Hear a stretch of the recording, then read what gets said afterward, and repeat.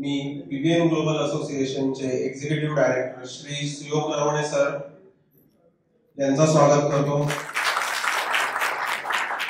Joint secretary Shri Anand Chitale sir, Pune रिजनचे regional director Shri Nandan Gumaste sir, Jyotsna Godbole madam, चॅप्टरचे development coordinator Shri Raghavendra Nilegaonkar sir आणि BBNG Pune रिजनच्या development coordinator Pranjali Dev madam. त्याचबरोबर टिळक चॅप्टरचे गार्डियन आणि Ojas initiative head Bhushan Joshi sir यांचंही मी स्वागत करतो. त्याचबरोबर इथे उपस्थित असलेले सगळे Tilak road chapter members, cross chapter members आणि व्हिजिटर्स यांचे मी स्वागत करतो.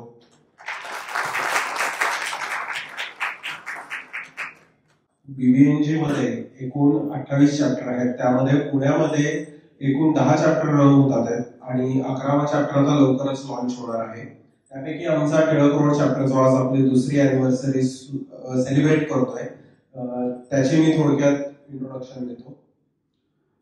आमचे एचओ मेंबर, आमचे रिजनल डायरेक्टर आहेत नंदन गुमास्ते सर. टिळक रोड चॅप्टरचे डेव्हलपमेंट कोऑर्डिनेटर आहेत राघवेंद्र निलेगावकर सर.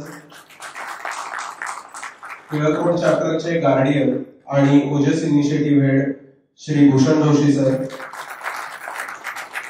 आणि पुणे रिजनच्या development coordinator Pranjali Namdar Dev madam. त्याचबरोबर आम्हाला रेग्युलर दर आठवड्याला जी मीटिंग रन करायची असते त्यासाठी आमची लीड टीम आहे. मी कमलेश जोशी चॅप्टर हेड, माझ्यासोबत मला जे मदत करतात ते डॉक्टर सावनी खाडीलकर, विश्वेश नातू chapter treasurer, Mahati Pathak chapter joint secretary, Devdatt Gajnekar chapter joint treasurer. इथून पुढची मीटिंगची सगळी मी सूत्र गायत्रीकडे हँडओव्हर करतो.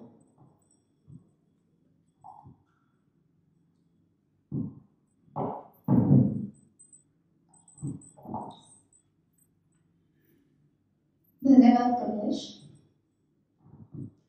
जसं एक चॅप्टर चालवण्यासाठी लीड टेबल खूप महत्वाची असते, तसेच त्याचबरोबर कोऑर्डिनेटर्सही खूप महत्वाचे असतात. कारण प्रत्येक ठिकाणी प्रत्येक वेळी एकटी पोहोचू शकत नाही. त्याच्यामुळे त्यांच्या सपोर्टसाठी आपण कोऑर्डिनेटर्स ठेवलेले असतात. सो मी आता त्यांचं इंट्रोडक्शन तुम्हाला करून देते. सलील करमरकर आहेत जे आपले इंडक्शन आणि मेंटर कोऑर्डिनेटर आहेत. तसेच ज्योत्स्ना ओ attendance and event coordinator, Kirti Jain woman wing coordinator, मी गायत्री कराडकर बंटूवन आणि cross chapter coordinator, Tanmay Kulkarni referral coordinator आणि रश्मी जोशी आपल्या कॉफी टेबल मीट कोऑर्डिनेटर आहेत. इथे मी सांगू इच्छिते की कॉफी टेबल मीट हा आपल्या बीबीएनजी टिळक रोड चॅप्टरने एक इनिशिएटिव्ह चालू केला आहे, जो चालू होऊन आता 1 महिना झालाय, पण त्याला खूप उत्तम प्रतिसाद आपल्या चॅप्टर मेंबरकडनं मिळालाय. त्याच्यामध्ये कसं आहे की बीबीएनजीच्या मीटिंगला आपण येतो, 2 तास असतात आपल्या हातात, त्यामुळे तिथे आपण किती आपल्या बिझनेस बद्दल बोलणार, किती शेअर करणार, यासाठी तिथे थोडासा लिमिटेड वेळ असतो. पण कॉफी टेबल मीटच्या माध्यमातून आपण बिझनेसमध्ये येणारे तुम्ही काय अपडेट्स आहेत, काय चॅलेंजेस फेस करताय, तुम्हाला काय नवीन हवंय, काय नवीन बदल घडवायचा आहे, ह्या गोष्टी आपण तिथे डिस्कस करतो आणि त्याप्रमाणे आपण तिथे एकमेकांना मदत करतो. सो हा कॉफी टेबल मीटचा मुख्य उद्देश आहे. सो त्याला छान प्रतिसाद मिळाला आहे मेंबर्सकडनं. तसंच आपल्या चॅप्टरचे काही विजन, मिशन आणि टार्गेट्स आहेत. सो विजन असं आहे की to empower Brahmin business leaders to grow faster, earn more and build lasting partnerships through a result oriented networking platform. So सगळ्या आपल्या बिझनेस मध्ये जे बिझनेस लीडर्स आहेत, ब्राह्मण बिझनेस लीडर्स आहेत, त्या सगळ्यांना एकत्र घेऊन आपण कसे बदल घडवू शकतो, कशी ग्रोथ आपण आपल्या बिझनेसमध्ये आणू शकतो, हा विजन आपण ठेवला आहे की जास्तीत जास्त ग्रोथ आपण तिथे करावी.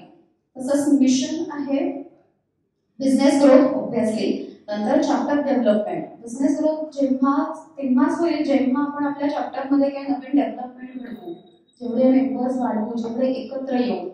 सो हा एक त्याच्यामध्ये मिशन आहे की जास्तीत जास्त डेव्हलपमेंट केल्यानंतर बिझनेस ग्रोथ होणार आहे. तसंच एंगेजमेंट आणि कोलॅबोरेशन, मेंबर्सचं एंगेजमेंट वाढलं पाहिजे, ते तेवढे अटेंटिव्ह झाले पाहिजे, कोलॅबोरेशन्स वाढलं पाहिजे, हे एक मिशन आहे. तसंच नंतर ब्रँडिंग आणि कल्चर. सो कल्चर प्रत्येक चॅप्टरचं काही ना काही वेगळं कल्चर असतं. तसंच आपला बीबीएनचे डेव्हलप चॅप्टर आहे की ते कल्चर फॉलो करतो, ते सगळ्यांनी फॉलो करावं असं एक आहे. त्याच्यानंतर टार्गेट्स म्हणाल तर आपल्या बिझनेस आता चॅप्टरचा जो आहे तो 25 करोड पर्यंत या करंट फायनान्शियल इयरमध्ये आपल्याला न्यायचा आहे. आत्ताचा करंट फायनान्शियलचा काय आहे तो आपण पुढे बघणारच आहोत. तसेच आपल्याला मेंबर्स 50+ करायचे आहेत 30 सप्टेंबर पर्यंत. Each members business target is set. मागे एकदा कमलेश सरांनी एक एज्युकेशन स्लॉट घेतला होता, त्याच्यामध्ये त्यांनी प्रत्येकाच्या बिझनेसचा एक रिव्ह्यू प्रत्येकाला शेअर करायला सांगितला होता. सो त्याच्यामध्ये प्रत्येकाने आपलं बिझनेसचं टार्गेट सेट केलंय. त्याच्यामुळे ते खूप हेल्पफुल होतं बाकीच्या मेंबर्ससाठी की कसं आपण टार्गेट आपल्या बिझनेसचा सेट केला पाहिजे. सो असेही छोटे छोटे एज्युकेशन स्लॉट आपण आपल्या चॅप्टरमध्ये घेत असतो. त्याचबरोबर बिझनेस तर होत असतो, बिझनेस व्हायलाच पाहिजे, त्याचबरोबर बॉन्डिंगही तुमचं वाढलं पाहिजे. सो काही ऍक्टिव्हिटीज आपण घेत असतो. इथे क्रिकेट लीग आपण घेतली होती, त्याचे काही फोटोज आहेत. एक आपण आउटडोर मीटिंग घेतली होती जी पूर्ण दिवसभराची होती.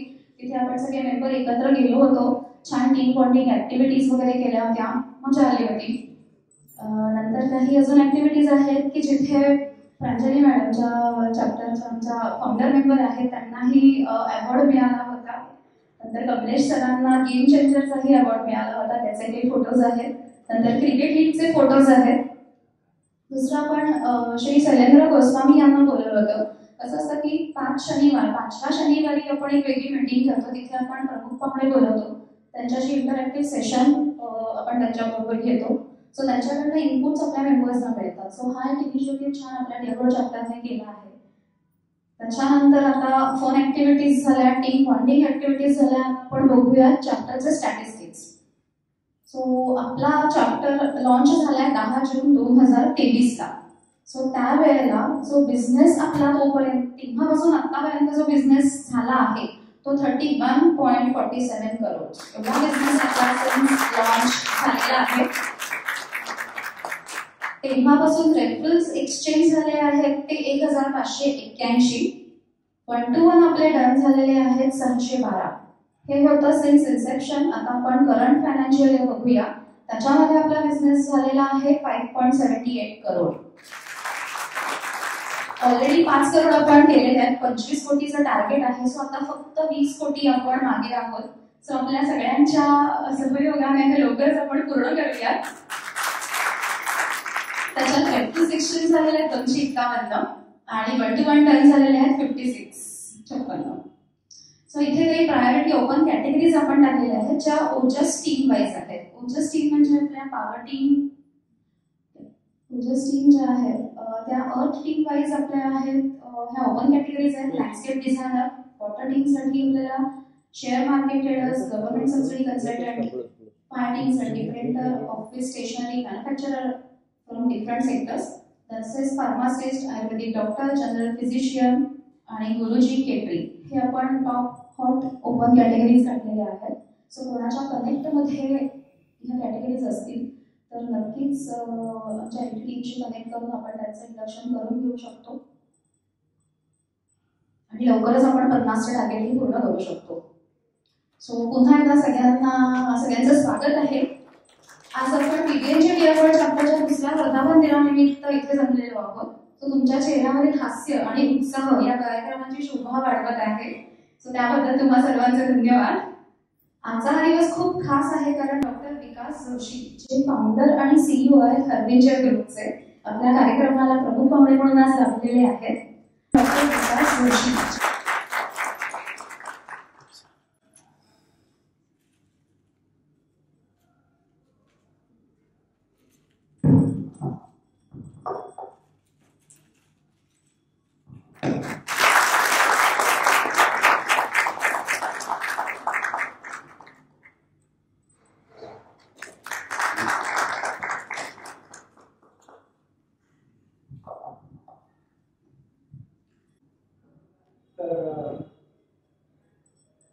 Congratulations to all.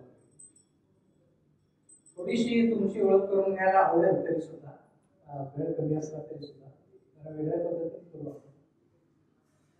पण भूषण जोशींनी हे जे काही सुरू केलं आहे, दरवेळी एक उद्योजक आणायचा आणि त्याचा इंटरव्ह्यू घ्यायचा, चांगला आहे, स्तुत्य उपक्रम आहे. कारण तुम्हाला बघता येतं तो काय आहे कसा आहे. त्यामध्ये बरेच पक्षी निरीक्षण ग्रुप आहेत. भारतामध्ये 1350 जाती आहेत पक्ष्यांच्या, उद्योजकांच्या त्याहून जास्त आहे. त्यामुळे तुम्हाला दरवेळी नवीन काहीतरी बघायला मिळेल आणि दरवेळी तुम्हाला असं वाटेल की हे काहीतरी वेगळं आहे. तुमच्यापैकी किती जण अजून उद्योग करावा, आपलं काहीतरी सुरू करावं असा विचार करताय? 1 2 3. तुम्ही सुप्त उद्योजक आहात, बरोबर आहे? या सगळ्या लोकांनी इतक्या स्वच्छ मराठी बोलतात, त्याच्यापुढे कॉम्प्लेक्स येतो. सुप्त उद्योजक, ठीक आहे. तुमच्यापैकी असे किती आहेत की जे एकट्यानं स्वतः बिझनेस करतात? मेजॉरिटी. तुम्ही सगळे काय म्हणायचं, सोलोप्रेन्युअर्स, एकल उद्योजक. एकल. तुमच्यापैकी असे किती आहेत की ज्यांच्याकडे 2 ते 10 सहकारी आहेत किंवा कर्मचारी आहेत? हाही मोठा ग्रुप आहे. तुम्हाला आपण म्हणूया, काय म्हणूया, नवउद्योजक. आणि 10 पेक्षा अधिक लोक असलेले किती आहेत?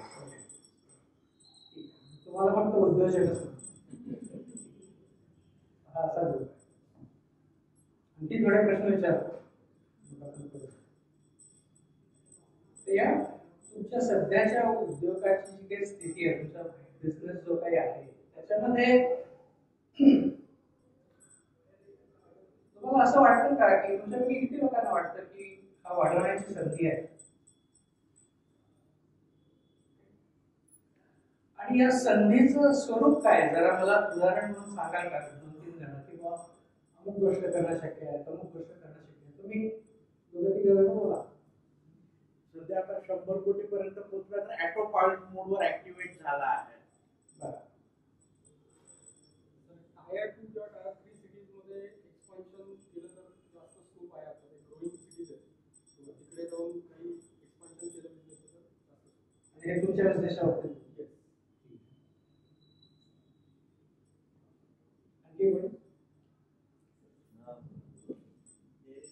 कॉम्पिटिशन अशी असतच नाही असं मला वाटतंय. आपण जेवढे एक्सपर्ट आपल्या ह्याच्यात असतो तर कामाला ॲक्च्युली आता प्रॉब्लेम असा येतो एक्सपेन्शनला की I am not being able to cater my orders. We are stop taking more orders. अशी परिस्थिती आहे. 50 लोक आहेत कामाला, पण तरी I am not being able to attend or take new jobs because of limitation. ते सांगितलं तरी आता तुमच्या बाबतीमध्ये बोलायचं झालं तर वी आर इनटू वॉटरप्रूफिंग. आणि आमच्यामध्ये competition is from Asian paints, doctor Fixit, so they are good brands. संधी दिसते परंतु capacity limited. Sir, I am into insurance, so I see a lot of opportunities because India is very much growing infrastructure and technology. Sir, what we are facing problem is we see the opportunity, we can scale up as well, but we cannot recruit the person skilled labor. You can say why? Because we don't have that kind of comfort they are getting in IT companies or international brands. So they are little bit registered. They have registered to work with us. That is the problem. तुम्हाला संधी दिसते परंतु talent ऍक्सेसला problem. मी ज्योत्स्ना बोलते. गेले 22 वर्ष मी सोलारमध्ये आहे आणि सोलारमधला म्हणजे त्याला स्काय इज द लिमिट आहे आज माझ्या दृष्टीने. जे मी करते ते सुद्धा कमी आहे. आत्ता मला बऱ्यापैकी बिझनेस हा सेल्फ सस्टेन झालेला आहे, पण मला अजूनही बऱ्याच काही गोष्टी करायच्या आहेत आणि ते स्काय इज द लिमिट.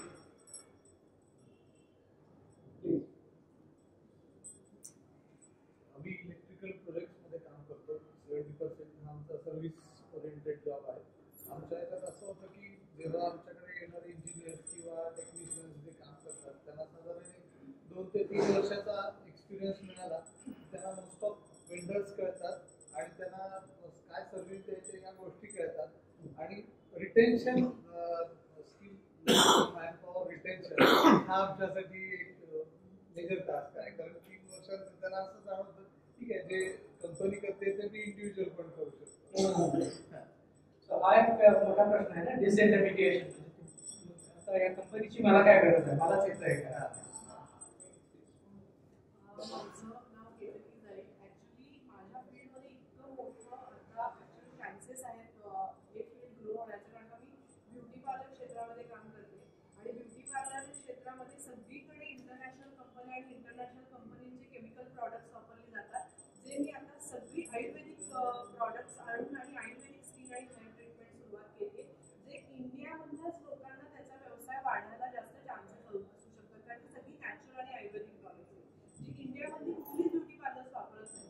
तर या फील्डमध्ये इतकं एक्सपान्शनचा म्हणजे आहे, ग्रोथला चान्सेस खूप आहेत. जर का सगळ्यांनी इंडियन प्रॉडक्ट्स किंवा आयुर्वेदाकडे जर का वळायचं ठरवलं तर असं खूप मोठं एक्सपान्शन होऊ शकतं याच्यामध्ये, मला दिसतंय. पण दिस इज व्हेरी एक्साइटिंग. आता पुढचा प्रश्न तुम्हाला मी विचारतो, मग बाकीचा की तुम्ही हा जो काही व्यवसाय करताय त्याच्यातली जी काही आयडिया आहे, जे काही चाललेलं आहे त्याचा सगळ्यात मोठा स्ट्रॉंग पॉईंट काय आहे? कशामुळे तुम्हाला असं वाटतंय की ही संधी तुमच्या समोर आहे आणि तुम्हाला ती मिळायला पाहिजे? What is your strongest point? Strongest point हाच आहे की केमिकल फ्री सगळं आयुर्वेदिक त्याचा सगळ्या इंडियन लोकांनी म्हणजे स्टार्टअप आहे. जसं मोदींनी सांगितलं होतं की तुम्ही स्टार्टअप सुरू करा, तर हा स्टार्टअप आहे याच्यासाठी की सगळंच इंडियामध्ये बनणार आहे, सगळी प्रॉडक्ट इंडियामध्ये बनणार आहेत, सगळी केमिकल फ्री आहेत आणि त्याचे कुठलेही साईड इफेक्ट्स नाही आहेत. आणि इतर कोणी हे करू शकत नाही. हो, फक्त तुम्हीच करू शकता. मी करू शकते, ते सगळेजण करू शकतील. त्याच्यामध्ये तुमचा स्ट्रॉंग पॉईंट स्ट्रॉंग पॉईंट एवढाच आहे की त्याच्यामध्ये मी बाकी अजून अशी ब्युटिशियन्सला तयार करू शकेन की ज्या फक्त इथली प्रॉडक्ट वापरून सगळीकडे पसरवतील. Okay, so you have a channel idea. ठीक आहे, आणखी कोणी तुमच्या बिझनेसचा स्ट्रॉंग पॉईंट सांगा. बिझनेस काय आहे, त्याचा स्ट्रॉंग पॉईंट काय? नवे लोक प्लीज. सो मी योगा थेरपिस्ट आहे आणि खूप मिरॅक्युलस गोष्टी एक्सपिरियन्स केल्या मी थेरपीमध्ये, की मी बऱ्याच लोकांना सर्जरीज अवॉइड करायला मदत केली.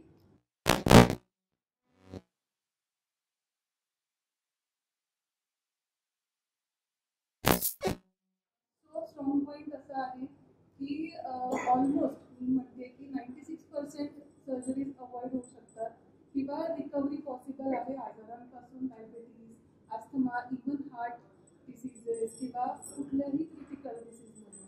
आणि हा माझ्या बिझनेसचा स्ट्रॉंग पॉईंट आहे आणि मला ह्याचा अवेअरनेस क्रिएट करायचा आहे, जो अजूनही आपल्याकडे तेवढा नाही.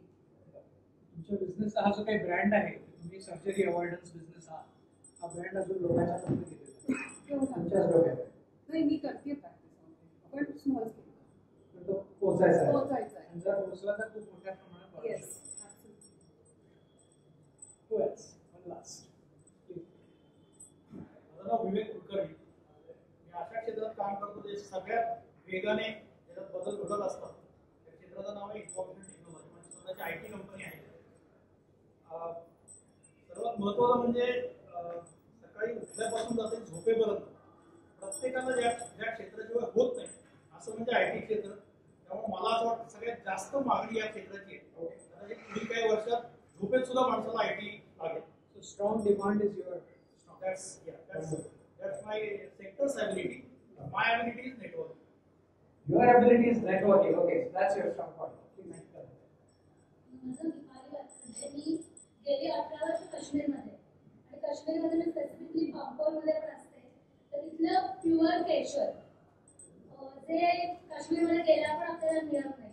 आणि केशर ही गोष्ट अशी की जी मेडिसिनपासून, कॉस्मेटिकपासून ते देवळांपासून ते पूजार्च्यापासून घरातल्या सगळ्याच्यामध्ये यूज होतो.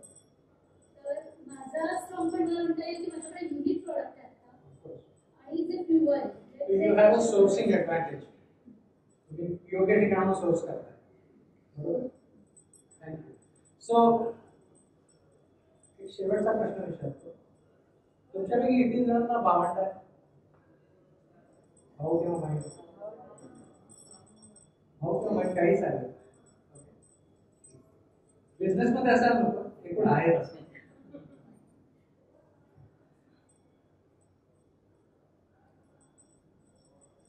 दोघं छोटी जुळी मुलं सोसायटीच्या आवारात खेळत होती. भावंडांच्या मध्ये चढावड असते.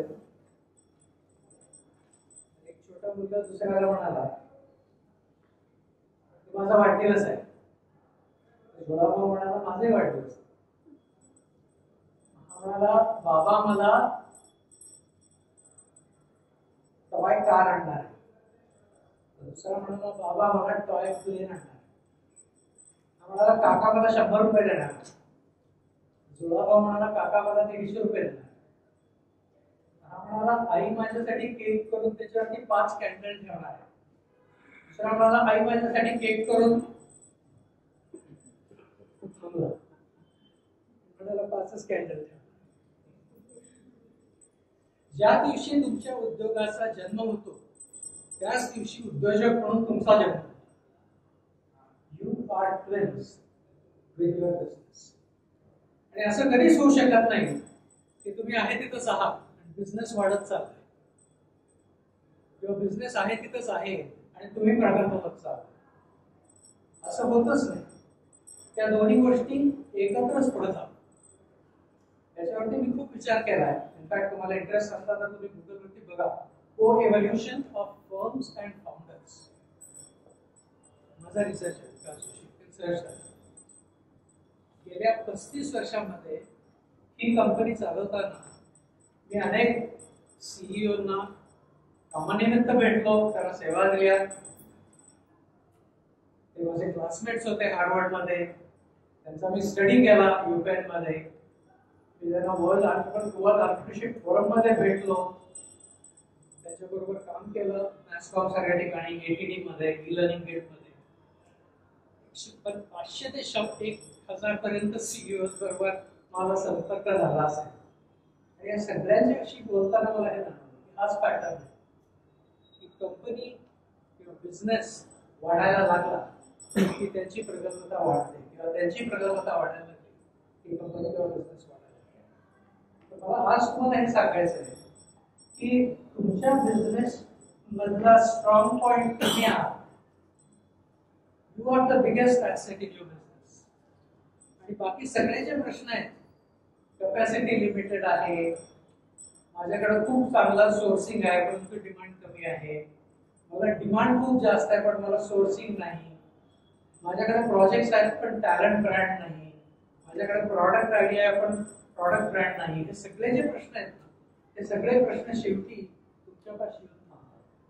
कारण ह्या स्टेजला बिझनेस असताना मुख्य प्रश्न असा आहे की तुम्ही तुमच्या बिझनेसचा ह्या लेवलला विचार कधी करायला लागला की तुम्ही तुमचा ब्रँड डेव्हलप करा, तुम्ही तुमचा टॅलेंट ब्रँड डेव्हलप करा, तुम्ही तुमचं युनिक सोर्सिंग आहे ते एक्सप्रेस करायला लागा, तुमची जी डिमांड आहे, तुमची जी चॅनल्स आहेत ती वर्क करायला लागा. तर या सगळ्या गोष्टी करण्यासाठी म्हणून तुम्हाला स्वतःकडे थोडंसं लक्ष द्यायला. आता हे लक्ष कसं द्यायचं असा प्रश्न आहे ना. खरं ॲज इट इज घरचं सांभाळायचं, बिझनेस करायचा आणि पुन्हा हे काय करता येईल, काय पद्धतीने तुम्ही नवीन गोष्टी शिकता जरा बघा. तुमचा एक सॅटर्डे ग्रुप आहे, that is a very good idea right. तुम्ही भेटता एकमेकांना आणि बोलता. आणखी काय पद्धतीने लोक स्वतःला डेव्हलप करतात बिझनेस मध्ये. MBA, वेगवेगळे training programmes, executive education, skill training, नवीन पद्धतीच्या स्किल्ससाठी तुम्ही नाव घालता, ते कोर्सेस करता. व्हिजिट एक्झिबिशन्स, एक्सपोजर, त्याच्यानंतर तुम्ही पुस्तकं वाचत असाल काही बिझनेस मधली राईट, किंवा टेड टॉक्स पाहत असाल, या सगळ्या गोष्टी असतात. मग ह्या गोष्टी करताना असं तुम्हाला कधी वाटतं का की ह्या काही गोष्टी आहेत आणि बिझनेस आहे आणि आता हे इथे अप्लाय कसं करायचं, असा प्रश्न कधी पडतो का की खूप छान लेक्चर झालं पण माझ्या बिझनेसमध्ये काय. बहुतेक वेळा हा प्रश्न पडतो. त्याचं कारण म्हणजे हे सगळं जे लर्निंग असतं ना, हे संदर्भाच्या आपल्या बिझनेस कॉन्टेक्स्टच्या बाहेर असतं. काहीतरी शिकून येतात आणि ते बिझनेसमध्ये वापरायचा प्रयत्न करतात. तर आज I have good news for you. मी अगदी थोडक्यात तुम्हाला 4 ट्रिक्स सांगणार आहे आणि या 4ही ट्रिक्स अशा आहेत. पहिली गोष्ट म्हणजे पैसाही लागत नाही. दुसरी गोष्ट म्हणजे वेळ लागत नाही. भरपूर एज्युकेशन होतं आणि बिझनेसला भरपूर फायदा होतो. Can you beat that? Are you ready to listen? Yes. Everybody has paid their fees?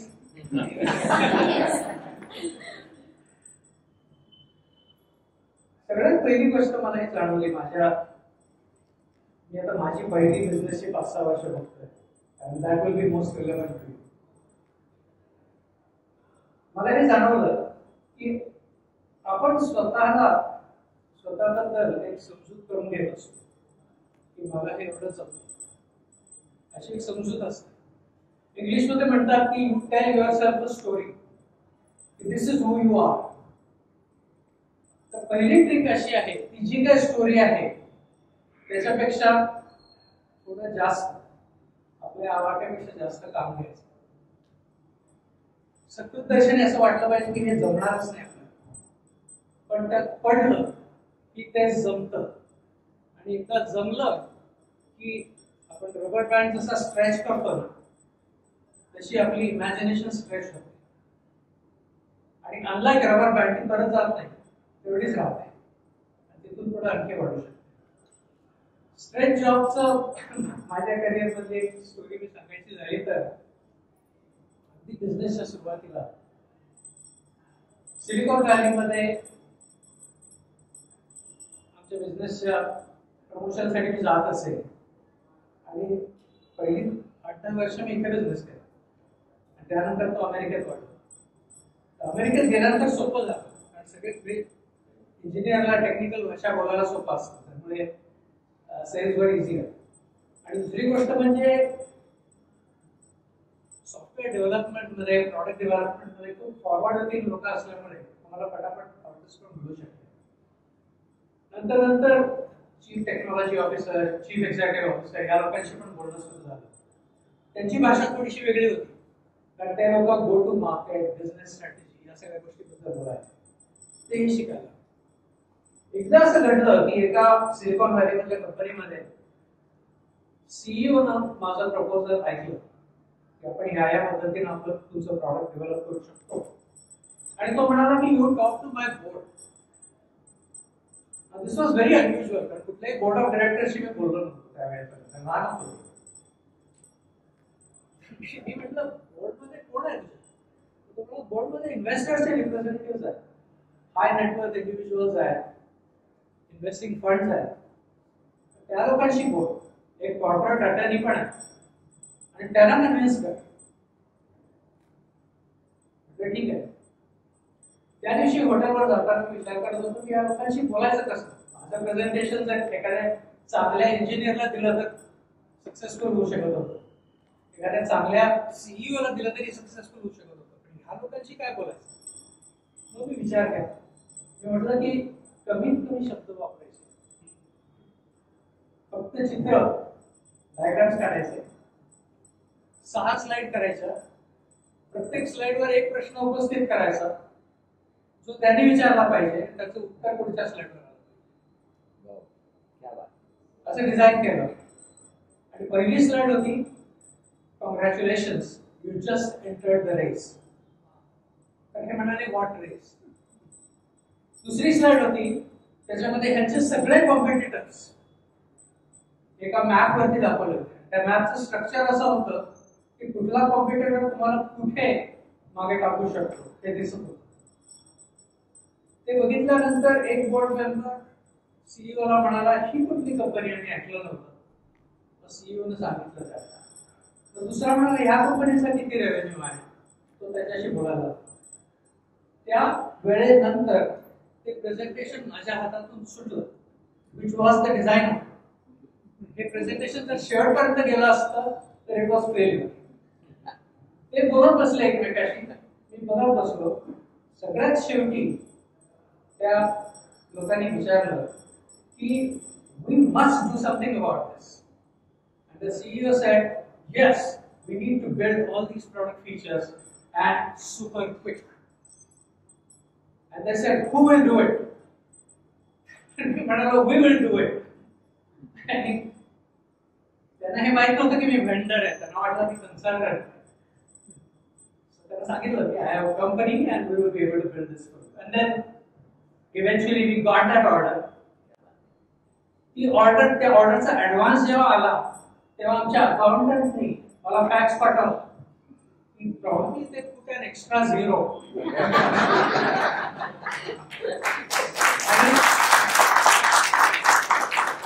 Right around the .com time. पण 1999चा आमचा जो रेव्हेन्यू होता त्याच्या 5 पट साईजची ऑर्डर 2000 साली होती. एकच ऑर्डर. ती कंपनी नंतर ग्रो झाली. It sold for $80 million to another company. That company grew and it sold for $2 billion to a third company. And they were using us as vendor from 1998 was the prototype up to 2023. 25 वर्ष आम्ही त्याच्यासाठी काम केलं. Millions of dollars of business. It started in that way. प्रश्न असा आहे की त्या दिवशी जर मी स्वतःला ही स्टोरी सांगत बसलो असतो, या इन्व्हेस्टर लोकांशी काय बोलायचं, माझ्याकडे फायनान्शियल मॉडेल नाही, मला काहीतरी बनवायला लागेल, maybe I should not do it, maybe I should go back to the CEO and say he should talk to them. ते केलं नाही. त्याचा फायदा. सो स्ट्रेचेस, आपली कॅपॅसिटी इतकी आहे हे खरं आहे, पण ठीक आहे 50ची कॅपॅसिटी आहे आणि 60ची ऑर्डर घ्यायची आहे. काय करणार? कॉम्पिटिटरला आउटसोर्स करता येईल का? नवीन लोक टेम्पररी घेता येतील का? डिलेड शेड्यूल मध्ये डिलिव्हरी करता येईल का? डिस्काउंट देता येतील? काय काय करून हे 60 आपल्याला करता येतील याचा काय विचार केला पाहिजे, तरच ऑर्गनायझेशन स्ट्रेच. दुसरा पॉइंट असा आहे की दिस इज व्हेरी ओके, स्वतःला दुसऱ्या एखाद्या वातावरणामध्ये टाकणे. आपण याचा ऍक्टिव्हली कधी विचार करत नाही, पण आपण जिथे आहोत आणि ज्या लोकांच्यात वावरतो आणि ज्या गोष्टी करतो त्यापेक्षा पूर्णपणे वेगळ्या ठिकाणी गेलो की आपल्यामध्ये नवीन कॅपॅबिलिटीज तयार होतात. मी तुम्हाला साधं उदाहरण देतो. समजा ही अशी आता कागदाची नाही, पण कागदाची या पद्धतीची फुलं करायचा तुम्हाला छंद आहे तुमच्यापैकी, आणि तुम्ही छंद म्हणून करता येईल. आणि मग कुणा काही मैत्रिणीला वगैरे कळतं की तुम्हाला खूप छान अशी फुलं करता येतात, आणि एक दिवस ती तुम्हाला ऑर्डर देते की मला एक गुच्छ पाहिजे माझ्या नवऱ्याला देण्यासाठी, तर तुम्हाला एक चांगला बुके तयार करून दे. तर तुम्ही करून देता आणि ती देते आणि त्याला तो आवडतो, आणि मग हे सुरू होतं. हळूहळू ही मैत्रीण मागते, ती मागते, मग आता मैत्रीण नसलेली कुठेतरी म्हणते की मला एक बुके पाहिजे, तुम्ही बनवून देता. असा तुमचा बिझनेस चालू आहे. या स्टेजवर तुम्ही या मीटिंग मध्ये आहात, ठीक आहे. माझं भाषण संपलं आणि इकडे डिनर सुरू झालं, आणि डिनर मध्ये तुम्हाला एक कंपनीचे एक्झिक्युटिव्ह भेटले आणि त्यांनी मला विचारलं की काय करता बुवा तुम्ही? तर काय नाही, मी कागदाची फुलं करते. ते एक्झिक्युटिव्ह म्हणतात की आमच्या इथं एक की एम्प्लॉई आहे, ती एम्प्लॉई म्हणजे खूप महत्वाचा एम्प्लॉई, तो उद्या 5 वर्ष पूर्ण करतोय, त्याची क्युबिकल डेकोरेट करायची. तुम्ही करू शकाल? तुम्ही केलेलं नाही यापूर्वी, पण तुम्ही हो कागदाच्या फुलांनी डेकोरेट करायची असली तर मी करेन, ठीक आहे या. दुसऱ्या दिवशी जाऊन तुम्ही ती क्युबिकल डेकोरेट करायला म्हणून जाता तर काय त्या कंपनीमध्ये काही विशिष्ट प्रकारचे रंग आहेत, त्यांचे लोगो, त्यांची कॉर्पोरेट आयडेंटिटी, त्याचं सगळं. आता त्याला अनुसरून तुम्हाला हे करायला पाहिजे. तुम्ही विचार करायला लागता काय करायचं. तुम्ही योग्य ते कलर्स निवडता, त्यातून तुम्ही काहीतरी तयार करता, क्युबिकल तुम्ही डेकोरेट करता आणि निघून जाता. 8 दिवसांनी फोन येतो की ऑफिसच सगळं डेकोरेट करायचं आहे, कारण ऑफिसचाच वाटतोय. आता तुमच्याकडे कॅपॅसिटी नाही, तुम्हाला तेवढी फुलं तयार करता येत नाही, तुम्ही विचार करता आता कुणाला सांगायचं. तुम्ही पटापट 4 लोकांना गोळा करता, त्यांना ट्रेन करता, त्यांना घेऊन जाता, तुम्ही अख्खं ऑफिस डेकोरेट करता. यावेळी मग तुम्ही विचार करायला की कुणी पण ही ऑर्डर काढली, हे कोणाच्या हातात आहे? हा माणूस HR मधला आहे का ऍडमिन मधला आहे? तुम्ही त्याला विचारता की आता काय तुमच्याकडे वुमेन्स डे असतो का, तुमच्याकडे चिल्ड्रन्स डे असतो का, तुमच्याकडे कॉम्पिटिशन असतात, तुमच्याकडे हॉबी क्लब आहे का, मी त्यांच्यासाठी ट्रेनिंग घेऊ शकते का फुलं कशी करायची असेल. आणि ते तुम्हाला सांगतात इथे 2 इनिशिएटिव्ह आहेत, तिथे तुम्ही या, न्यू इयर्सला या, चिल्ड्रन्स डेला या, तुम्ही जाता, त्यांना ते आवडतं. आता तुम्ही आणखी बोल्ड होता, तुम्ही म्हणता तुमच्यासाठी आणखी कुठल्या कंपन्या काय गाण्याची फुलं घेऊन सेलिब्रेशन करणार आहे, तिथे पण जाईल. मग तुम्ही वेबसाईट तयार करता, मग तुम्ही विचार करता की F&B बरोबर करार करावा, कारण F&B सगळेच ऑर्डर करत असतात, त्याच्याबरोबर कागदाची फुलं जातात. This is how your thinking expert. तुमचं जे विचार करण्याची पद्धत आहे ती तुमचं वातावरण बदललं की बदललं. म्हणून तुम्ही कॉन्स्टंटली विचार करा की एखादी ऑर्डर किंवा एखादी संधी जरी थोडी वेगळ्या प्रकारची असली तरी सुद्धा ती केल्यानंतर तुम्हाला आणखी नवीन काहीतरी विचार सुचतील. त्यामुळे you try to be open to that. So this will be my second hack. तिसरी गोष्ट आहे म्हणजे बिझनेसमध्ये तुम्ही ज्यांच्याबरोबर काम करता त्यांच्याकडून शिकायचं. आता आमचं प्रॉडक्ट US मध्ये बरंच चाललं, त्यानंतर आम्ही ते इतर देशांमध्ये जवळजवळ 60 देशांमध्ये आम्ही तर इतर देशांमध्ये पसरायचा आम्ही प्रयत्न केला. तर आमचा एक रिसेलर आम्ही अपॉइंट केला होता थायलंडमध्ये. आणि माझं थिंकिंग असं होतं की रिसेलर लोक हे मुळात बॉक्स पुशर असतात, त्यांचं ट्रेनिंग आपण करायला पाहिजे, तर ते प्रॉडक्ट कसं विकायचं कसं करणार. तर मी 3 दिवसाचं प्रॉडक्ट ट्रेनिंग अरेंज केलं. मी म्हटलं मी येतो 3 दिवसामध्ये तुला ट्रेन करतो. पहिल्या दिवशी एक एक्सपिरियन्स ऑफिस, तिथं 4 वेगवेगळ्या कंपन्या आहेत. म्हटलं या कुठल्या कंपन्या? तो म्हणतो माझ्याच कंपन्या, प्रत्येक गर्लफ्रेंडच्या नावाने एक कंपनी. म्हटलं आता हा रिसेलर काय करणार? त्या कंपन्या बघितल्या, मग म्हणाला चला तुम्ही आता इथं बँकॉकला आलाय, तुम्हाला let take you around the town. तर पहिला दिवस पूर्ण टाइमपास. दुसऱ्या दिवशी सकाळी एज्युकेशन मिनिस्ट्रीमध्ये जाऊन, एज्युकेशन मिनिस्ट्रीमध्ये मला घेऊन गेला आणि तिथे तो ज्या ज्या लोकांशी त्यानं मला भेटवलं त्या प्रत्येकाच्या टेबलावरती एक पुस्तक होतं. ते पुस्तक थाय लँग्वेजमध्ये लिहिलं, त्यांच्या local language. That was a book on design which used my product for illustrations. तिथून पुढे आम्ही कॉर्पोरेट L&D मध्ये विजिट्स केल्या, तिथून पुढे आम्ही इन्स्टिट्यूशन मध्ये विजिट केलं. प्रत्येक ठिकाणी हे पुस्तक आहे, वो पुस्तक आहे. तिसऱ्या दिवशी मला म्हणतो would you like to train me today? I think we should have another day of city tour. तुम्ही कुणाकडून काय शिकावं, how to embed content into your sales process, हे मी त्याच्याकडे शिकलो. आता आज ते रुटीन झालेलं आहे, पण त्यावेळेची ती नवी गोष्ट. आता एक छोटासा एक्सरसाइज देतो, डोंट माइंड. 5 मिनिटात संपतो. सगळेच जण कृपा करून थोडं एकमेकांकडे पाहिलं तरी हरकत नाही, पण उत्तर दिशा कुठे आहे तिथं तुमचं बोट, उत्तर दिशा तिथं कुठे आहे एकमेकांकडे पाहायला हरकत.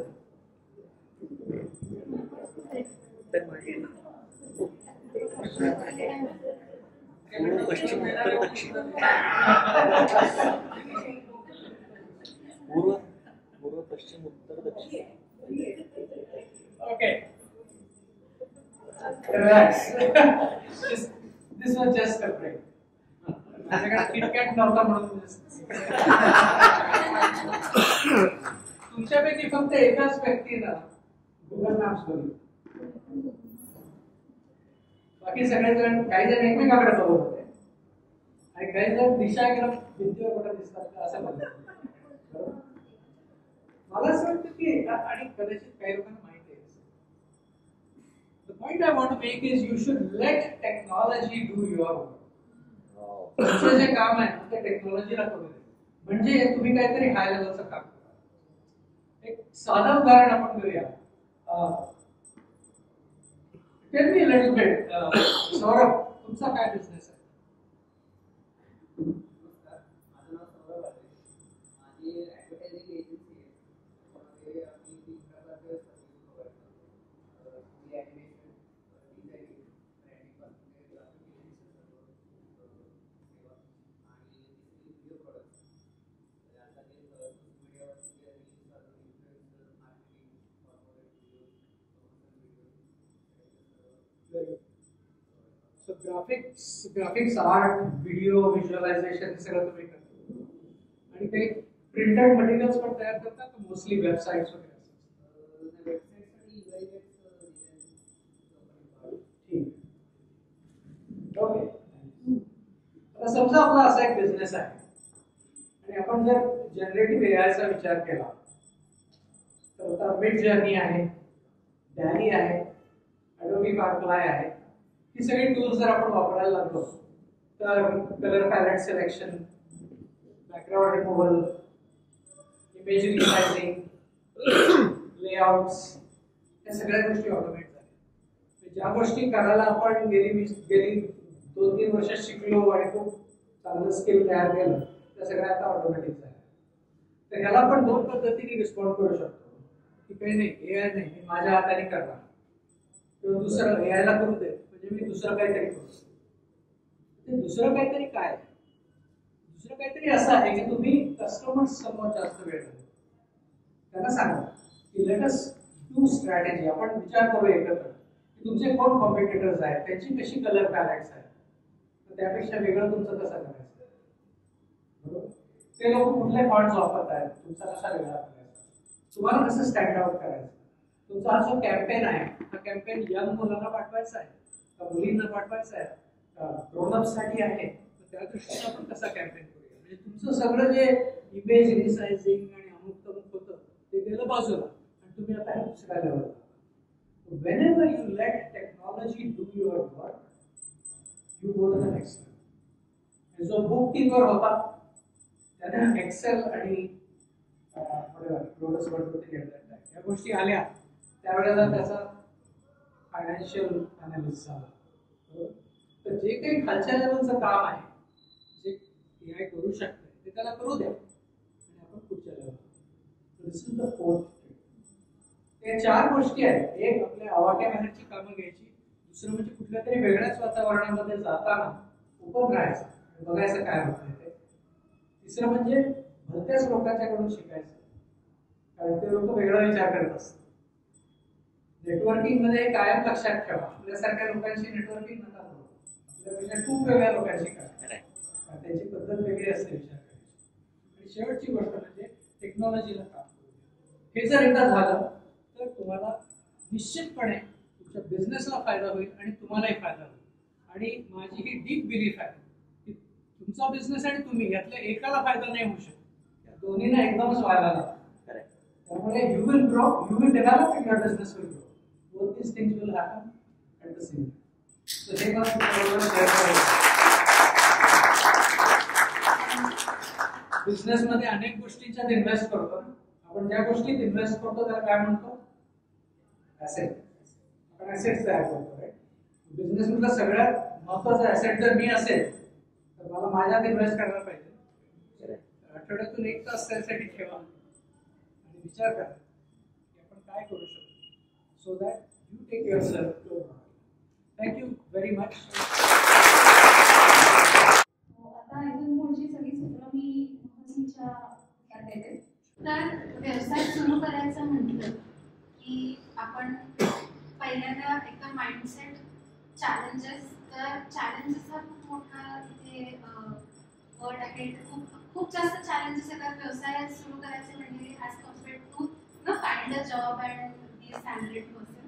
तर सुरुवातीच्या टप्प्याला तुम्हाला असे कुठले चॅलेंजेस आले का जे आजही तुमच्या लक्षात आहेत आणि ते तुम्ही कसे ओव्हरकम केले, जे तुम्ही आम्हालाही सांगू शकता, शेअर करू शकता? एकदम सोपं आहे. ऑर्डर कॅन्सल झाली हा चॅलेंज होता. दुसरी ऑर्डर मिळवली सोल्युशन. खरोखर म्हणजे मला पहिली ऑर्डर आमची सगळी झाली ना त्यावेळी असं वाटलं की आता दुसऱ्या ऑर्डरची गरजच नाही, एवढे पैसे होते पहिल्याच ऑर्डरमध्ये. आणि आमचा खर्च म्हणजे काय महिन्याला 800 रुपये जवळ नव्हता आणि काहीतरी मोठी ऑर्डर होती. स्वतः सगळं प्रोग्रामिंग करत होतो आम्ही. तर दुसरी ऑर्डर जेव्हा मिळाली तेव्हा वाटलं की आता झालं म्हणजे आता स्काय इज द लिमिट. आणि ती ऑर्डर ज्यांनी देतो म्हटलं होतं दिली नव्हती त्यांनी ती कंपनी सोडली. अर्थातच त्यांच्या जागी दुसऱ्या व्यक्तीची नेमणूक झाली नव्हती. त्यामुळे मला पहिल्यांदा असं जाणवलं की हे सगळं जे आहे हे ठरवल्याप्रमाणे होत नसतं. काही काही गोष्टी वेगळ्या पद्धतीने होतात. आणि तेव्हापासून शिकायला मिळालं की आपण थोडंसं कन्झर्वेटिव्ह झालं पाहिजे किंवा सगळे बेसिस कव्हर केले पाहिजे. या पद्धतीनं शिकलो. आणखी इतर बरेच असे अनुभव आले की ज्याच्यामध्ये सेटबॅक्स होते. आमच्या 35 वर्षाच्या कारकिर्दीमध्ये 2-3 रिसेशन्स आल्या. तर त्यामुळे प्रत्येक वेळेला बऱ्याच मोठ्या प्रमाणावरती इंडस्ट्रीमध्ये प्रॉब्लेम झाले. परंतु we were able to overcome. बरेच वेळेला असं तुम्ही जसं मेन्शन केलं की चॅलेंजेस आहेत, काही वेळेला फेलियर्स येतात. तर ह्या फेलियर्समध्ये तुम्ही स्वतःला स्टेडी किंवा कायम मोटिवेटेड केलं that I should not give up. तर हा एक तुम्हाला काय म्हणतात लोकांना ॲड्रेस करायला आवडेल का मेंबर्सला की what should be the mindset of it? हा प्रश्न जो आहे ना तो थोडासा एंटरप्रेन्योरशिप आणि बिझनेसच्या बाहेरचा आहे. त्यामुळं मी काहीतरी उत्तर देईन पण ते फार सिरियसली घेऊ नका. मी फक्त माझी पद्धत सांगेन तुम्हाला. मला असं वाटतं की ऍक्सेप्टन्स खूप महत्वाचा आहे. एखादी गोष्ट घडली आहे, ही वस्तुस्थिती आहे, ती स्वीकारणं जेवढं जमेल तेवढं पटकन स्वीकारणं हे फार महत्वाचं आहे. मग हे का झालं, हे मलाच का झालं, याच्यापेक्षा सुद्धा हे झालंय, चला आता पुढे काय, असा माइंडसेट ठेवलेला बरा पडतो असं मला वाटतं. एक खूप छान उदाहरण आहे, ते मी वाचलं होतं की एक मुलगी आहे, ती अशी एका टेकडीवरती चालली, वरती जायचा प्रयत्न करते आणि एका ठिकाणी ती घसरून खाली पडते. ती घसरून खाली पडल्यानंतर पुन्हा कधीच वरती जायला तिथं बसून विचार करत नाही की मीच का खाली पडले, दुसरी का नाही पडली, हे मलाच का झालं, काही नाही, आपण जात आहे. सो ऍक्सेप्ट केलं, that is the way I look at it. मोटिवेशनचा दुसरा भाग असा आहे की ग्रॅटिट्यूड हा आपल्याला नॅचरली येत नाही. कारण आपण उद्योजक असल्यामुळे आपल्याला असं वाटतं की आपण करतो म्हणून सगळ्या गोष्टी आपल्या कंट्रोलमध्ये होतात. काही काही गोष्टींमध्ये आपण आउटराईट लकी असतो. तर आणि काय वाईट नाही त्याच्यात, अनलकी पण असतो.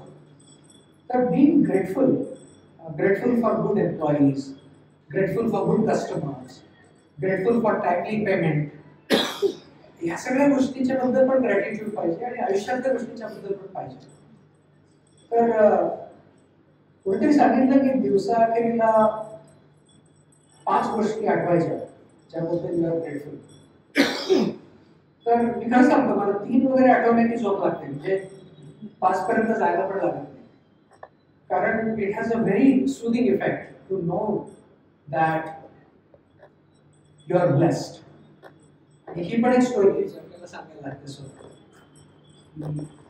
आपल्याला काही गोष्टी मिळत आहेत या जगामध्ये, त्या जगात काही गोष्टी चांगल्या आहेत, त्यातल्या काहीतरी आपल्याला येत आहे, त्याची एक एक्नॉलेजमेंट.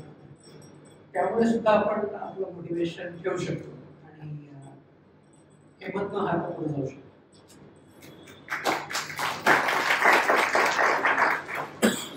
यशाची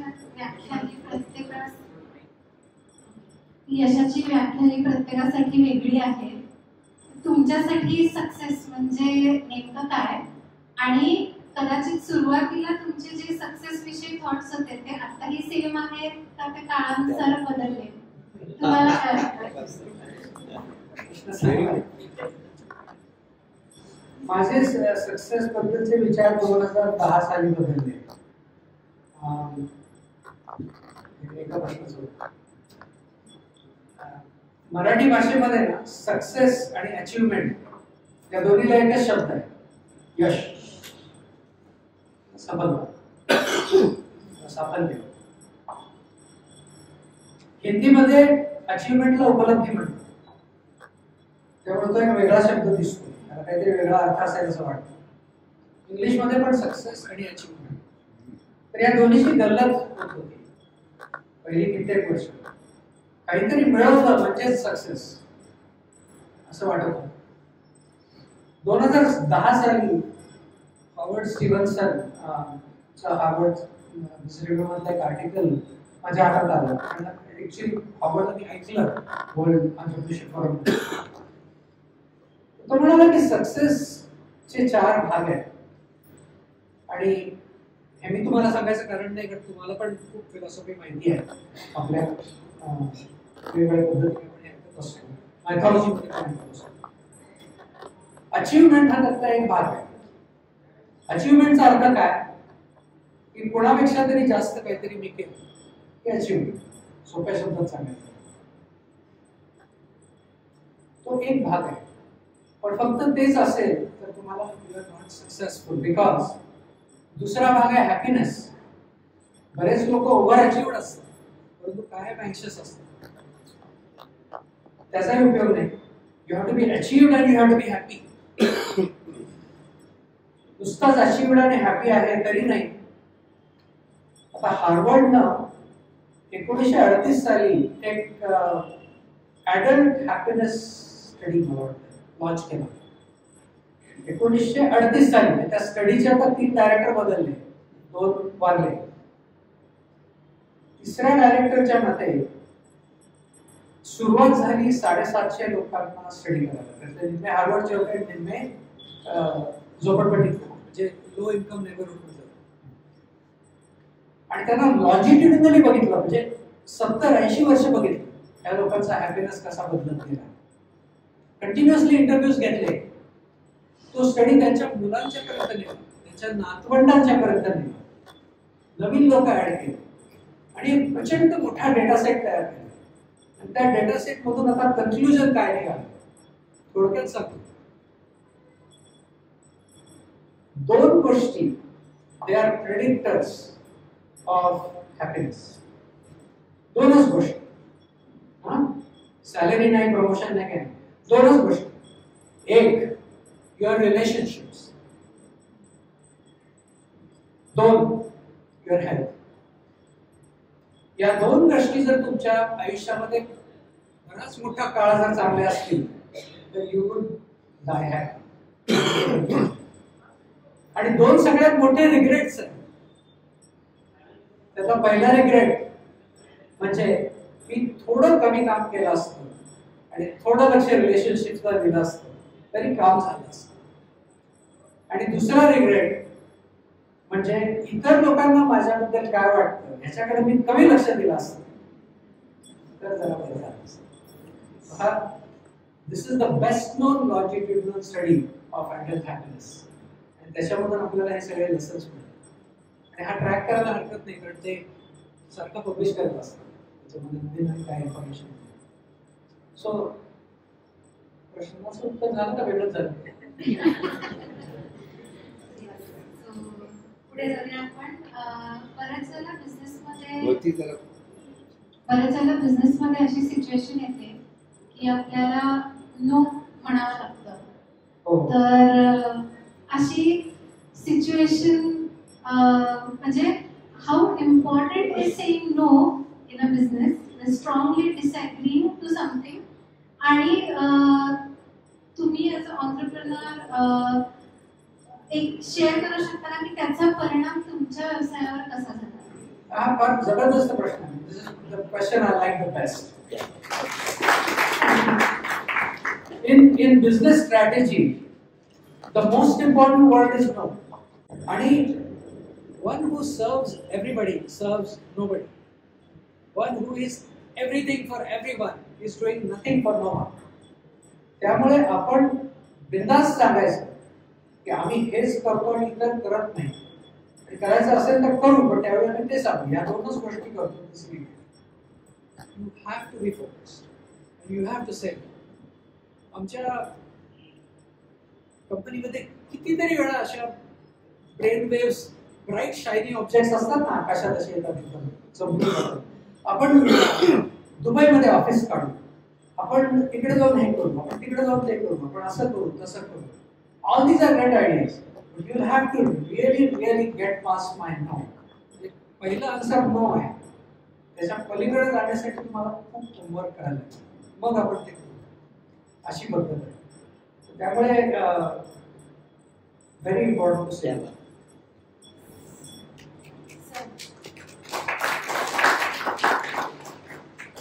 आपण सगळ्यांनी हे बरेच वेळा ऐकलेलं आहे की change is the only thing constant in life. तर काळानुसार बिझनेसला सुद्धा जे चेंजिंग ट्रेंड्स आहेत त्याच्याशी अडॅप्टेबल व्हावं लागतं. सो तुम्ही कॉम्पिटिटिव्ह मार्केटमध्ये तुमचा युनिकनेस टिकवून ठेवण्यासाठी काय इनोव्हेशन आणि अडॅप्टेबल चेंजेस किंवा अडॅप्टेबिलिटीवरती एफर्ट्स घेता? प्रश्न तसा विस्तृत आहे तो, पण एक दोन गोष्टी मी सांगतो. पहिली गोष्ट म्हणजे ॲबिलिटी टू अडॅप्ट आणि स्पेसिफिकली ॲजिलिटी. पटकन दिशा बदलू शकतो. माशी असते ना, इकडून तिकडे पटकन जाते, तसं आपल्याला जाता आलं पाहिजे. ही कंपनीची व्हॅल्यू आहे. हार्बिंजरच्या ज्या 6 व्हॅल्यूज आहेत त्यातली ॲजिलिटी ही एक व्हॅल्यू आहे. तुम्हाला जर कंपनी 35 वर्ष टिकवायची असेल तर तुम्ही आम्ही फक्त क्लायंट सर्व्हरमधले एक्सपर्ट आहोत असं म्हणून आम्ही थांबलो असतो तर आज आमची गरजही लागली नसती. तर टेक्नॉलॉजी बदलेल त्याप्रमाणे आपण पटकन बदललं पाहिजे आणि आपण नव्या दिशेला गेलो पाहिजे. So agility is very important आणि you have to work on it as a culture. म्हणजे नुसतं सीईओनी सांगून चालत नाही, सगळ्यांना पटलं पाहिजे की या गोष्टी बदलत आहेत आणि आपल्याला क्विकली रिस्पॉन्ड केलं पाहिजे. टेक्नॉलॉजीमध्ये सोपं आहे, कारण नाही केलं तर यू आर आउट. त्यामुळे it's very relatively easy to make that out. So पुढच्या प्रश्नाकडे वळते. या बिझनेस जर्नीमध्ये आपल्याला खूप लोक भेटून जातात जे आपल्याला खूप काहीतरी एखादी सिम्पल गोष्ट सांगतात, ओके, पण ती आपल्या मनात कायम राहते. That can be a turning point in our business journey. तर अशा कुठल्या मेंटॉरने किंवा कोणीही अशी सांगितलेली एखादी गोष्ट आहे का जी आजही तुमच्या लक्षात आहे आणि ती तुमच्या बिझनेसमध्ये किंवा प्रोफेशनल लाईफमध्ये टर्निंग पॉइंट ठरलेला आहे? अशा खूप गोष्टी आहेत की ज्या अनेक लोकांकडून ऐकल्या आणि त्याच्यामध्ये कस्टमर्स आहेत. एकदा एक कस्टमर मला म्हणाले की तुम्ही एकदा 45 वर्षाचे झाला की the important thing is not to end things on time. The important thing is to start things on time. जे ट्रान्झिशन व्हायला लागतं मनामध्ये की आता डेडलाईन नाही संपवायचं, डेडलाईन नाही संपवायचं, ह्याच्यापासून बाजूला जाऊन आता आज सुरू केलं तर डेडलाईन पर्यंत हा माणूस संपवेल असा विचार तुमच्यामध्ये. असं काहीतरी कधीतरी सांगतं. एका कॉन्फरन्समध्ये लॉस एंजलिसमध्ये माझ्या आठवणीप्रमाणे 1,500 तरी लोक होते त्या हॉलमध्ये आणि प्रत्येकाला 3-3 टेनिस बॉल्स दिले होते. आणि the speaker said, I am going to teach you juggling. मी तुम्हाला जगलिंग शिकवतो. कॉन्फरन्स आहे ई लर्निंगची, तू जगलिंग शिकवणार काय प्रकार? तुम्हाला काय नाही, 2 बॉल्स बाजूला ठेवा, एकाने फक्त throw with one hand, catch with the other. झालं. सगळ्यांनी सुरुवात केली. बॉल तिकडून टाकायचा, तिकडे पकडायचा. बऱ्यापैकी सोपं होतं. मला तर 2 घ्या, एक टाका, दुसऱ्यात पकडा, तोपर्यंत हा टाका, पुन्हा पकडा. आता सुरू झाली पंचायत, कारण तो बॉल कुठेही पडायचा. He kept us doing. आणि हळूहळू आमच्याच लक्षात आलं, त्यांना आमच्याकडून म्हणून घेतलं की we were initially focusing on catching. Over time we started focusing on योग्य पद्धतीने हे ट्रान्झिशन असं काहीतरी तुम्ही ऐकता कुठेतरी लक्षात. Thank you so much. आणि सर नेटवर्किंग हे खूप इम्पॉर्टंट आहे प्रोफेशनली. सो तुम्ही त्याचा ॲक्टिव्हली कसा वापर करता ह्याच्याबद्दल आम्हाला काही टिप्स शेअर करायला आवडतील का आमच्या? शुअर. मी स्वतः बोलतोच, पण माझे कलिग संदीप कुलकर्णी यांना पण खूप मोठा अनुभव आहे नेटवर्किंग, डिजिटल मीडिया या सगळ्या गोष्टींमध्ये. मग तुम्ही त्यांच्याशी देखील बोलता. नेटवर्किंगच्या बाबतीत माझी धारणा अशी आहे की the most important thing about network is diversity. आपण बोललो की तुमच्यासारख्याच लोकांशी नका नेटवर्क करू, जरा वेगळ्या लोकांमध्ये, दुसऱ्या गावातले, दुसऱ्या व्यवसायातले, की ज्याच्याकडून तुम्हाला काहीतरी नवीन मिळेल. पहिली गोष्ट. दुसरी गोष्ट म्हणजे networking works best if you approach it with generosity mindset. Generosity mindset म्हणजे काय की तुम्हाला मी कशी मदत करू. तुम्हाला काहीतरी माझ्याशी बोलायचं असेल तर मी साऊंडिंग बोर्ड म्हणून मदत करू शकतो. तुम्हाला कोणाची ओळख करून हवी असेल तर मी तुम्हाला ओळख करून देतो. तुम्हाला मी कशी मदत करू, मग मला काय हवंय हे मी विचारू शकतो. But the first thing in networking should start with what can I do for you. आपल्याला ते नॅचरली येत नाही, पण ते शिकायला पाहिजे. आणि what can I do for you म्हणजे फुकट काम करून देणं नाही. आपण फक्त एवढंच म्हणतोय की I can give you my attention, I can give you my network, I can give you my knowledge. Those are the things I can give. त्या गोष्टी तुम्ही द्यायला हव्या. हे झालं जनरॉसिटी. तिसरी गोष्ट म्हणजे नेटवर्किंग मध्ये एखादी वस्तू असते ना ती आपण दोन पद्धतीने पकडू शकतो, अशी धरू शकतो. आता कायम लक्ष आहे कधी पडेल आता अशी धरू शकतो. तर नेटवर्किंग या पद्धतीचं तुम्ही सारखं त्याला कॉन्टॅक्ट करा, सारखं त्याला काहीतरी ईमेल पाठवा, विचारा, फोन करा, असं काही करायचं कारण नाही. त्याला फक्त माहित पाहिजे की तुम्ही आहात, तुम्ही उपलब्ध आहात. आणि फायनल गोष्ट नेटवर्कच्या बद्दल मी म्हणेन की तुमचा ब्रँड तुम्हाला खूप क्लिअर पाहिजे की काय प्रॉमिस करताय तुम्ही. ह्या माणसानं तुमच्याबद्दल काय लक्षात ठेवायचं. हा माणूस आता मला भेटला डिनरमध्ये, घरी गेला, रात्री त्याला झोपेत उठवलं आणि विचारलं की बाई ही व्यक्ती आहे याचं काय चाललंय. त्याला क्लिअर पाहिजे हे सोलर पॅनल बद्दल क्लिअर पाहिजे. तर आपली ब्रँड प्रॉमिस एकदम क्लिअर झाली. नाहीतर ते नुसतेच नेटवर्किंग करतात आणि नुसतेच येऊन बोलतात सगळ्या पार्ट्यामध्ये, असं नको. तुमचं काय काम आहे हे स्वच्छ सांगा आणि थोडी वाट पाहा, त्याचे रिवॉर्ड्स तुम्हाला नेटवर्किंगचा आमच्या बिझनेसमध्ये तर खूप उपयोग होतो. आणि lot of our networking is based on thought leadership. म्हणजे यातली जी जनरॉसिटी आहे ती सगळी या बाबतीत असते की आपल्या इंडस्ट्रीचे काय प्रॉब्लेम्स आहेत, ते कसे सोडवायचे, त्यासाठी काय केलं पाहिजे. ह्याच्यावरची मटेरियल्स आम्ही तयार करतो, आम्ही स्पीचेस देतो, ऑनलाईन वेबिनार्स करतो, पॅनल डिस्कशन्स करतो, व्हाईट पेपर्स, ई बुक्स, अशा खूप गोष्टी आम्ही फ्रीली प्रोव्हाइड करतो. हे सगळं झाल्यानंतर हे सगळं पेरणं आहे, ते हळूहळू होतं.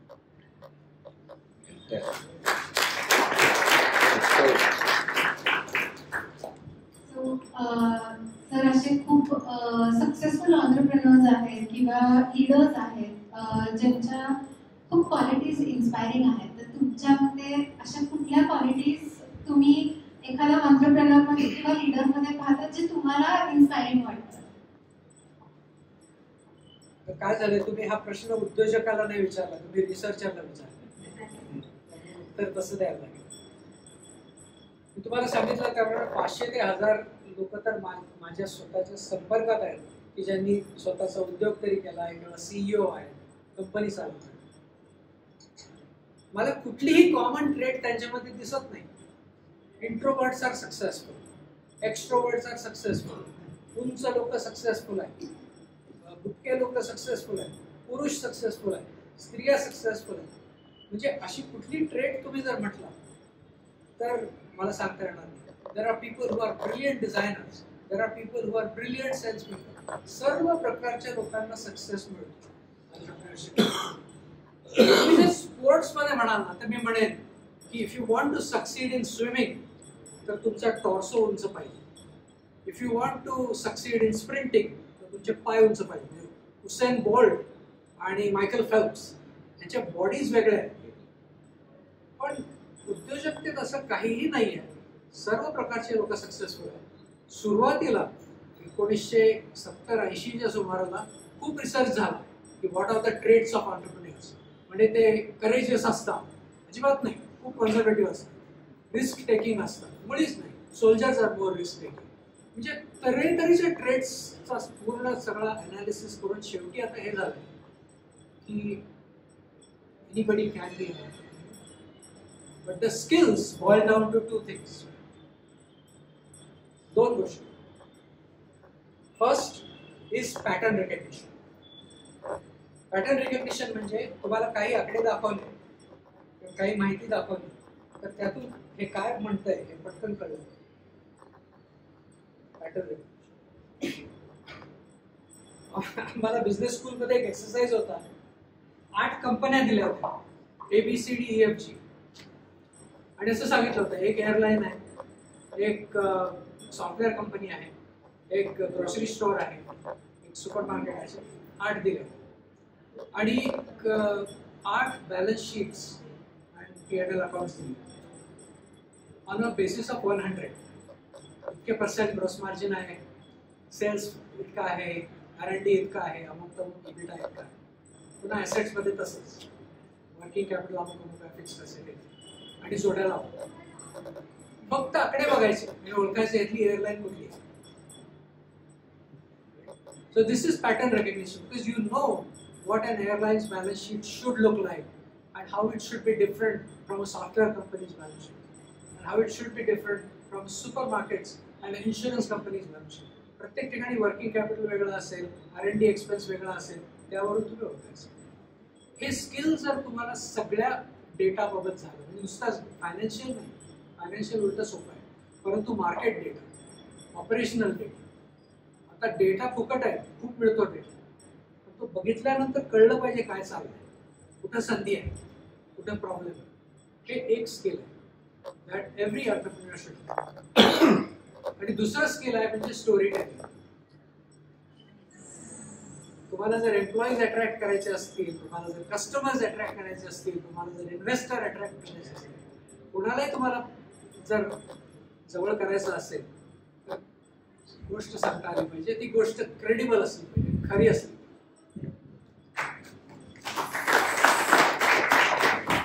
नुसती गोष्ट सांगणं सोपं आहे, पण खऱ्या गोष्टीची गोष्ट करून सांगणं.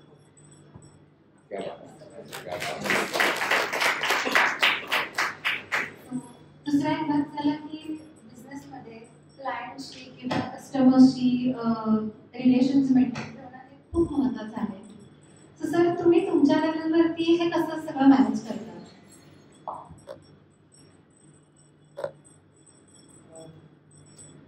त्यांना भेटायचं आणि त्यांच्या सक्सेसमध्ये, अचिव्हमेंट म्हणत नाही, पूर्ण सक्सेस, जेन्युइनली इंटरेस्ट घ्यायचं. एक व्यक्ती म्हणून, कंपनी म्हणून, व्यक्ती की तुम्ही या स्टार्टअपचे CEO आहात, तर तुमचं काय ड्रीम आहे, तुम्हाला कुठे जायचं आहे, तर मी कशी मदत करू शकतो. कायम कस्टमर फोकस आणि फोकस कस्टमरच्या सक्सेसवर. माझा सक्सेस येणारच, तो सक्सेसफुल झाला तर मी आहेच त्याच्यात. तर हे बहुतेक माझ्या बोलण्यामध्ये प्रोजेक्ट होत असेल आणि त्यामधून या पद्धतीच्या रिलेशनशिप्स तयार होत असतील.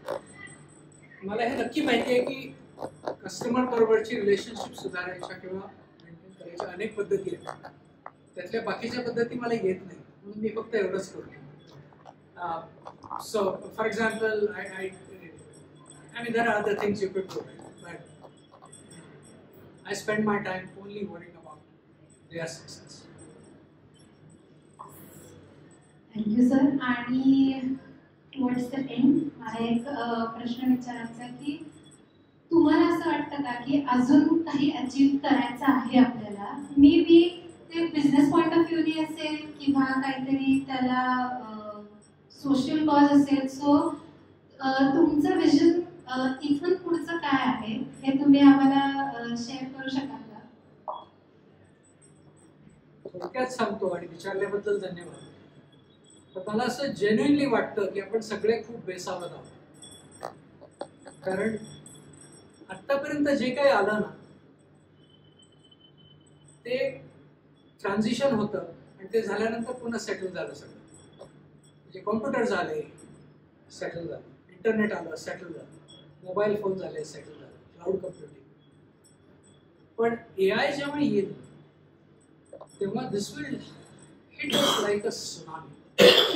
कारण खालच्या लेवलची स्किल्स ॲब्सोल्युटली ऑब्सोलीट होत जातील आणि सारखं आपल्याला नवीन काहीतरी करायला लागणार, आपल्याला सारखं रिइन्व्हेंट करायला लागणार, स्वतःचा नव्यानं शोध घ्यायला लागणार.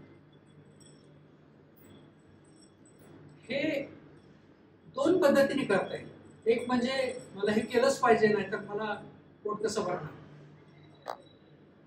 दुसरी पद्धत म्हणजे एम्ब्रेस इट. ही मला संधी आहे. जे मी काही ग्रंट वर्क करत होतो ते आता AI करताय. कस्टमर्सला लेटर ड्राफ्ट करायची, 400 लोकांना फोन करून त्यातले 20 निवडायचे. जर AI करत असेल तर मी कशाला करू, मी पुढचं काहीतरी करू. तर हा दुसरा माइंडसेट लोकांच्या डेव्हलप करणे, त्यांना टेक्नॉलॉजीच्या बाबतीमध्ये अधिक उत्साही बनवणे आणि हेल्पिंग देम रिइन्व्हेंट देमसेल्व्हज, त्यांना स्वतःचा पुन्हा नव्यानं शोध घेण्यासाठी मदत करणे. आणि मदत करणे शब्द चुकीचा आहे, पण त्यांना प्रवृत्त करणे. आपण ठीक आहे, आपण अमुक होतो पण आता ते नाही, आता दुसरे आहोत. आणि हे इमोशनली खूप डिफिकल्ट आहे. तुम्ही 20 वर्ष समजा योगा शिकवण्यात घालवलं आणि 21व्या वर्षी मला असं कळलं की योगा शिकवणं याच्यापेक्षा महत्त्वाचं काहीतरी आता आहे, पण योगा शिकवणं AI करताय. There are humanoid robots that can do everything. आता पुढचं ते खूप अनसेटलिंग आहे. पण तुम्हाला ते शोधायला पाहिजे, ते शोधण्यामध्ये मजा आहे. हे लोकांना दाखवून देणं, त्यासाठी त्यांच्यासाठी टेक्नॉलॉजी तयार करणं हे माझ्या कंपनीचंही काम आहे, माझंही. तर अचीवमेंट या शब्दामध्ये मी फ्रेम करणार नाही, पण मला असं वाटेल की पुढच्या 20-30 वर्षामध्ये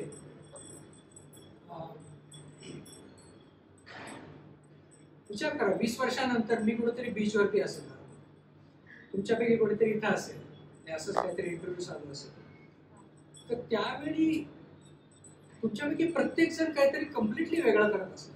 खात्री आहे, 20 नको 5 वर्षातच होईल.